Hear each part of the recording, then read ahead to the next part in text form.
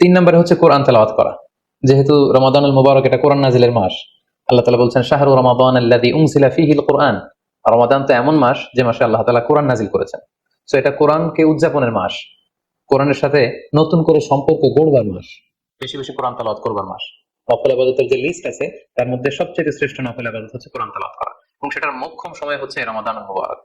আমরা প্রত্যেকে জানি যে এই মাসে তেলাওয়াত করার যে একটা আবহ, যে একটা ইমেজ, যে একটা পরিবেশ, এবং যেরকম একটা মজা পাওয়া যায় বছরের অন্য কোনো মাসে কিন্তু ওই ফিলিংটা আমাদের আসে না। সো এই সুযোগটাকে আমাদের কাজে লাগানো, আমরা যেন প্রতিদিন কোরআনের তেলাওয়াত করি, এবং তেলাওয়াত করার ক্ষেত্রে অবশ্যই ধীরস্থির ভাবে তেলাওয়াত করতে হবে।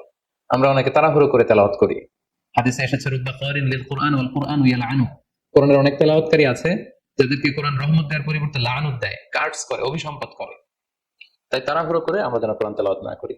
রমাদান আসলেই দেখা যায় কিছু কিছু মানুষ কোরআন খতম করবার জন্য উঠে পড়ে লাগে। কেউ 5 খতম, 7 খতম, 10 খতম দেওয়ার জন্য প্রতিযোগিতা করে খতম দেয়, ফলে খুব দ্রুত তারা কোরআন তেলাওয়াত করে। এটা ঠিক না। খতম দেওয়ার জন্য উঠে পড়ে লাগা উচিত হবে না, বরং আপনি ধীরস্থির ভাবে তেলাওয়াত করুন। সেই হিসেবে শুরু থেকে শেষ পর্যন্ত একবার করে যদি আপনি 1 খতম দিতেও পারেন সেটা ভালো, আর দিতে না পারলেও আপনি ধীরস্থির ভাবে তেলাওয়াত করে সেটার সওয়াব আপনি ইনশাআল্লাহ পাবেন। তাহলে তেলাওয়াত করার ক্ষেত্রে প্রথম রিমাইন্ডার হচ্ছে তাড়াহুড়ো করে তেলাওয়াত করা যাবে না। 2 নম্বর হচ্ছে যদি সুযোগ হয় অর্থ বুঝে তেলাওয়াত করা। আমরা কয়েকটা সূরা স্পেসিফাই করতে পারি যে এই রমাদানে আমি এই সূরাটা পড়বো, এই রমাদানে এই সূরা শুরু থেকে শেষ পর্যন্ত এর মর্মার্থ, এর বঙ্গানুবাদ, এর যে শিক্ষা লেসন, এটা আমি জানবার চেষ্টা করবো।